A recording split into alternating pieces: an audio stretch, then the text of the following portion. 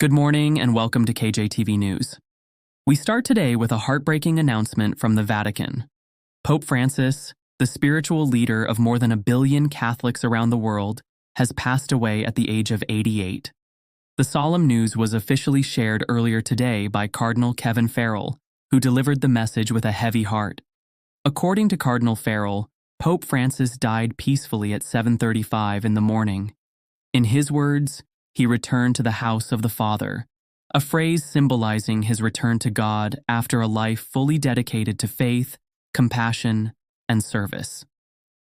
Born Jorge Mario Bergoglio in Buenos Aires, Argentina, Pope Francis made history in 2013 when he was elected as the 266th Pope of the Roman Catholic Church.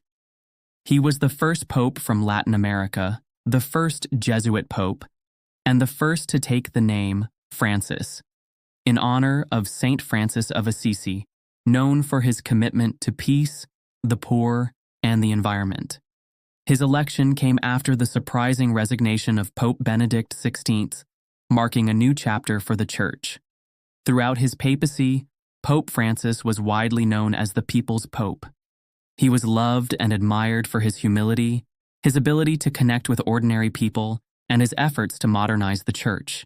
He chose to live in a modest guest house rather than the luxurious papal apartments, and he often reached out to the homeless, immigrants, and prisoners. His leadership was marked by a strong call for mercy, inclusion, and justice. In recent years, however, Pope Francis struggled with serious health issues.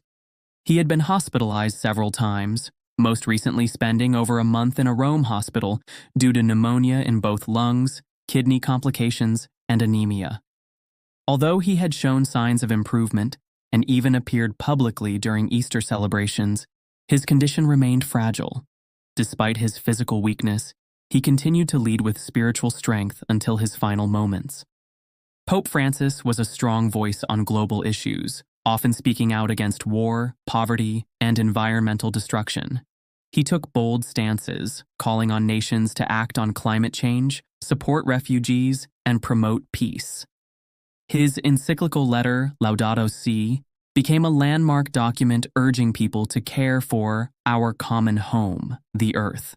He also made headlines for his approach to the LGBTQ+ community, famously saying, "Who am I to judge?" A message that opened the door for more compassionate dialogue within the Church. While he earned praise from many, his leadership was also met with criticism from more conservative elements in the Church. Some felt his changes were too fast, while others thought they didn't go far enough. Still, he remained firm in his belief that the Church must be a place of love, not judgment, and that its doors must be open to all, especially the poor, the forgotten, and those on the margins of society. Pope Francis also worked tirelessly to address the sexual abuse scandals that have shaken the Church. He implemented new laws and systems to hold priests accountable and provide better support for victims, although some critics argued that deeper reforms were still needed. As the Church and the world now mourn his passing, attention turns to the next steps. In the coming days, the College of Cardinals will begin preparations for the papal conclave, a sacred gathering where they will vote in secrecy to choose the next pope. This process is expected to begin within the next 15 to 20 days. Until then, the Vatican will observe a period of mourning, and Catholics around the world will reflect on Pope Francis's powerful legacy.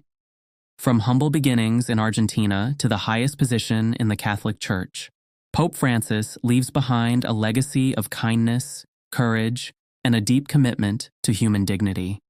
He reminded us all that faith is not just about tradition, but about action, helping those in need, standing up for justice, and living with love and humility. For now, we say farewell to a remarkable leader, Pope Francis, a shepherd of peace, a man of the people, and a voice of hope for millions. Stay tuned to KJTV News and don't forget to subscribe.